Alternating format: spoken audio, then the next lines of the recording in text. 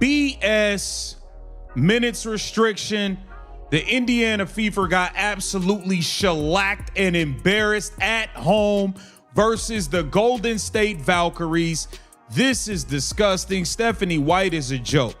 The organization is a joke. The medical staff is a joke.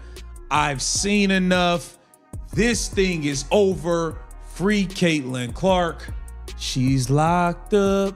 Locked up. The professional basketball world is currently holding its breath, completely paralyzed by a sequence of events so dark, so suspicious, and so deeply unsettling that it has officially changed the WNBA forever. What took place on the hardwood during the high-stakes showdown between the Valkyries and the Indiana Fever was not just a basketball game. It was a psychological war zone. For weeks, the tension surrounding generational superstar Caitlin Clark has been building to an absolute boiling point. The pressure, the media target on her back, and the relentless, borderline unsafe physicality she faces every single night finally culminated in a horrific blowout disaster. But as the final buzzer sounded and the stadium lights dimmed, fans across the globe weren't talking about the final score. They were staring at their screens in absolute disbelief, asking one terrifying question: was what we just witnessed a routine physical basketball game, or was it a calculated, top-down internal betrayal designed to break the league's biggest superstar? The whispers have officially turned into a roaring storm. The silence from the front office is deafening. And when you connect the dots of what happened right before Caitlin stormed off the court, a deeply disturbing story begins to surface.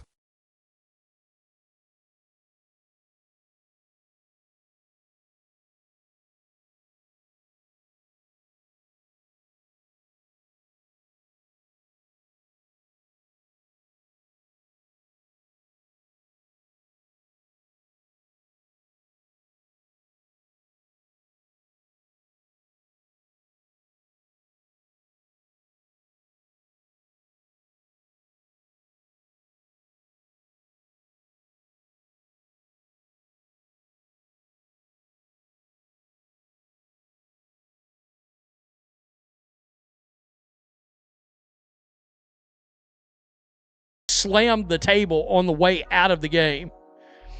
But this is another look at this. Real close. I've got to be honest. The officials allowed. She said F. I've been fouled 5 effing times. Give me a effing call. F.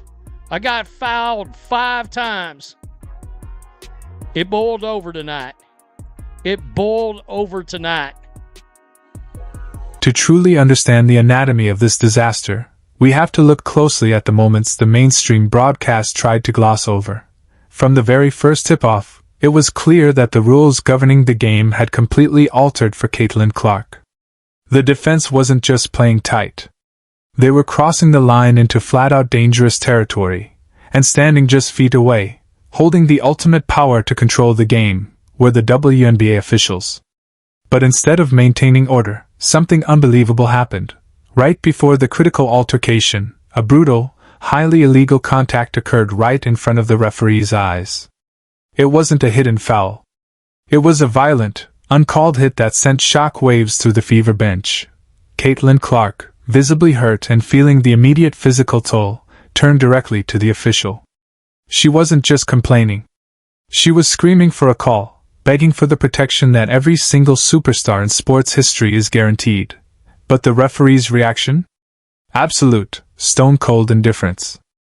She puts Caitlin Clark in with all of the bench unit. No Aaliyah Boston. Like, she's only going to get to play for 4 minutes. Can you at least have her out there with Aaliyah Boston or something? No, just, bro, this is a clown show.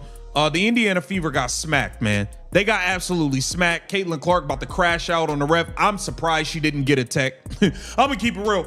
I'm surprised your ass didn't get teed up because you was going off on the ref for good reason. You got knocked out of the air and you was hurt. You was limping. It was a dangerous play. No whistles. And I've been saying, the Indiana Fever are not that good. Yeah, they had a big win versus the Aces. I believe the Aces were just ready to go on vacation. They ain't beat no good teams. They've been beating up on the bums of the league consistently. That is who they've been collecting wins against, beating up on the Sparks, the Mercury, the damn Chicago Sky, like those type of teams. They're not beating. The whistle remained dead.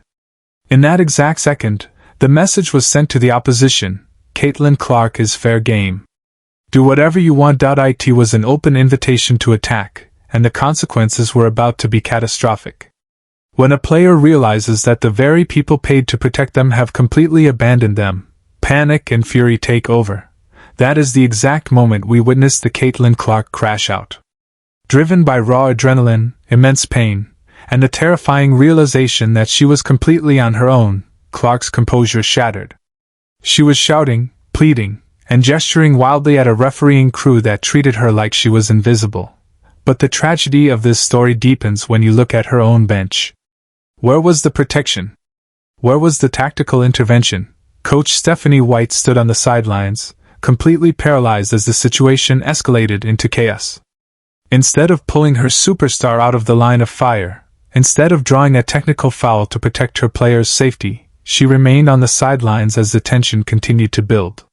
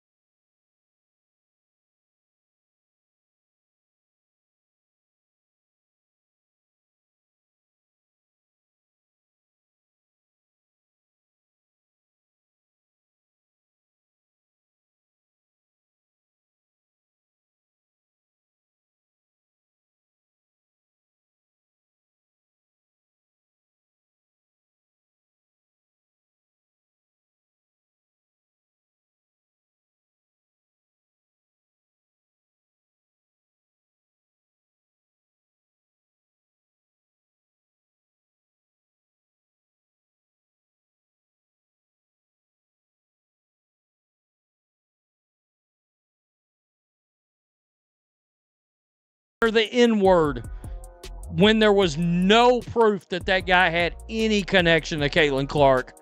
The fans, Indiana Fever, none of that.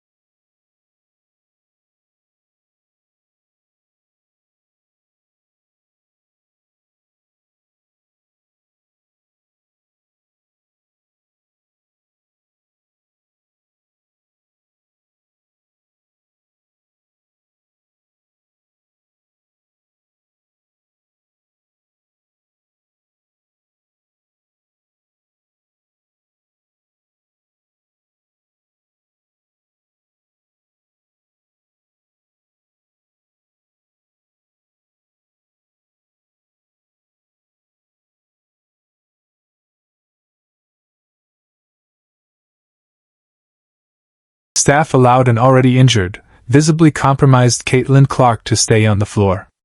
The result? The opposition took full advantage of the chaos, launching a ruthless offensive that turned a competitive game into a humiliating blowout loss. The physical toll was too much. Overwhelmed by frustration and blinding pain, Clark finally stormed off the court, leaving an empty void where the team's spirit used to be. The aftermath of this game has triggered an unprecedented crisis inside the WNBA front office. The public outrage has reached such a chaotic level that the league could no longer hide behind standard public relations statements. A storm of intense scrutiny has targeted the officiating crew, forcing a dramatic shift behind closed doors. Rumors are exploding that a prominent WNBA referee has officially broken her silence, privately cracking under the pressure of the immense backlash.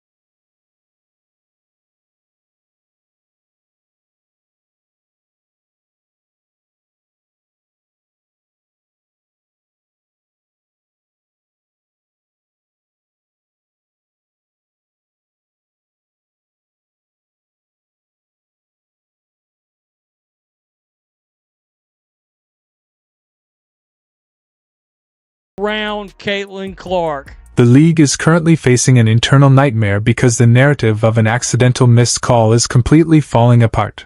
When industry experts analyze the timeline, the referee's complete refusal to engage during the altercation looks less like an error and more like an intentional choice. The demands for immediate suspensions are echoing from every corner of the sports world. Fans are demanding to know why a referee who completely ignored a superstar's safety is still allowed to wear the uniform. The pressure is so immense that high-level insiders confirm the league is preparing to make an example out of someone before the public boycott completely ruins the WNBA's historic momentum. We are no longer just watching sports. We are watching a corporate empire under total siege. Caitlin Clark's historic rise was supposed to elevate the entire league, but instead it has exposed a bitter, deeply rooted resentment from the old guard. I'll take the chow mein with the fried rice, with some orange chicken and a bit of that Angus steak that y'all got. That is what Caitlin Chen came off the bench and did to Ty Harris. Single-handedly took this game over in the second half. The refs are bums. Yo, look, man, this league is ridiculous. Caitlin Clark can't get a foul call to save her damn life. She's getting knocked out of the air. All types of stuff. All types of stuff. No foul calls. I mean, it's just ridiculous. Stephanie White was completely out-coached by Natalie Nakase. Natalie Nakase put a hell of a plan together. Kelsey Mitchell couldn't get it going. Caitlin Clark couldn't get it going, but for vastly different reasons, okay? This entire minutes restriction thing you might as well call it stat management. It's stat management to make sure Caitlin Clark isn't getting busy and having her normal numbers. This is to bring her stats down. I believe that. And that is exactly what they are doing. Caitlin Clark can't get in a rhythm. She's playing 3 minutes here, 4 minutes there, 4 minutes there, 3 minutes here. You know Stephanie White, the bonehead clown of a coach for the Indiana Fever. Caitlin Clark's second stint, she puts Caitlin Clark in with all of the bench unit. No Aaliyah Boston. Like, she's only going to get to play for 4 minutes. Can you at least have her out there with Aaliyah Boston or something? No, just, bro, this is a clown show. The Indiana Fever got smacked, man. They got absolutely smacked. Caitlin Clark about to crash out on the ref. I'm surprised she didn't get a tech. I'm going to keep it real.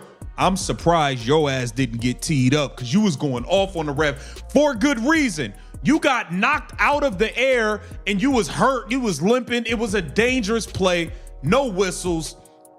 And I've been saying, the Indiana Fever are not that good. Yeah, they had a big win versus the Aces. I believe the Aces were just ready to go on vacation. They ain't beat no good teams. They've been beating up on the bums of the league consistently. That is who they've been collecting wins against, beating up on the Sparks, the Mercury, the damn Chicago. The combination of blind referees, silent coaches, and a hostile environment has created a toxic ecosystem where the league's most valuable asset is being hung out to dry. The Indiana Fever franchise is now standing at a historic crossroads. Will they finally stand up and aggressively protect their generational icon, or will they continue to let internal sabotage and corrupt officiating dictate the future of Caitlin Clark's career? The war for the future of women's basketball has reached a point of no return, and the truth can no longer be suppressed. Make sure you smash that subscribe button, hit the notification bell, and drop your thoughts in the comments below right now, because the fallout from this game is just getting started. And you cannot afford to miss what happens next.